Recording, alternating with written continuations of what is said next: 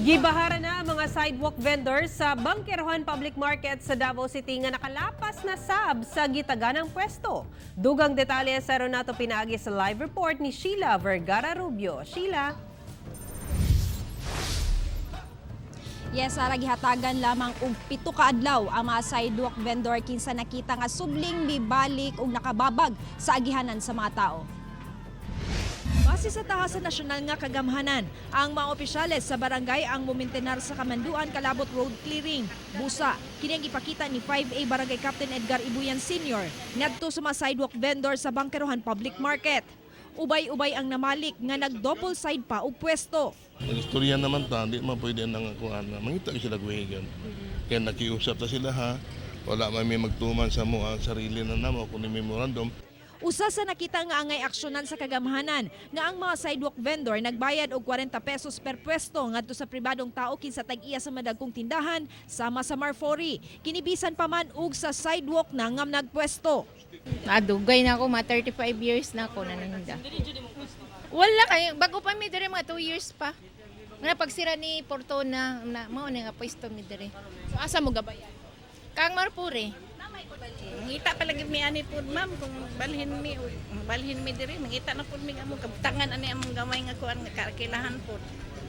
7 ka adlaw ang gihatag sa mga manindahay aron mo papahawa sa sidewalk samtang ang mga nag-double side og pwesto gilayong gipahipos. Wala man ko pwesto sa Turil. Manandiri ka na. Dire ko for 20 years na. 2000 ko nagsugod. Ugma, 21. So, 1, 2, 3, 4, 5, 6. March 2 ang due date nila diri nga mo-vacate sila. Gibutsyag sa barangay nga ang mga Marfori na ang dapat mangita og relokasyon sa mga manindahay. Samtang ang puthaw og kadena nga gipabutang sa mga Marfori aron ibabag sa kalsada, gipabungkag sa demolition team. Ang maong kalsada, gibabagan palusot padulong sa Pag-asa Fish Vendors. Sukad na butang ning 5 ka poste ba ang mga truck nga gikan diha sa sa isdaan sa Pag-asa Fish Vendors, di na siya makagawas.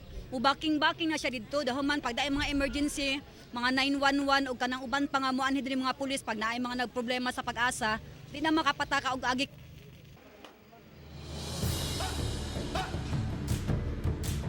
Miluwat og pahayag ang management sa Marfori tungod kay alang kanila daw gipili lamang katong mga vendor kinsa nagrenta sa propiedad sa mga Marfori ang gitumbok nga papahawaon. Ani ang tipik sa pahayag ni Nelita Banyagason, General Manager. Opo, pagbungkag dito sa area kay gidad-an man jud nila asitilin so among agid tong area ilang tuyo lang. Then after ato wala naman.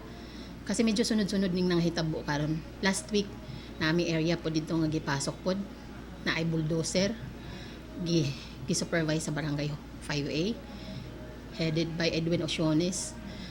Gipatag nila to amo ang area and that area is under case na sana. Pasok na siya sa korte tapos ginalaw pa rin nila. So wala kaming choice kundi gi-fence pud to namo siya nga area.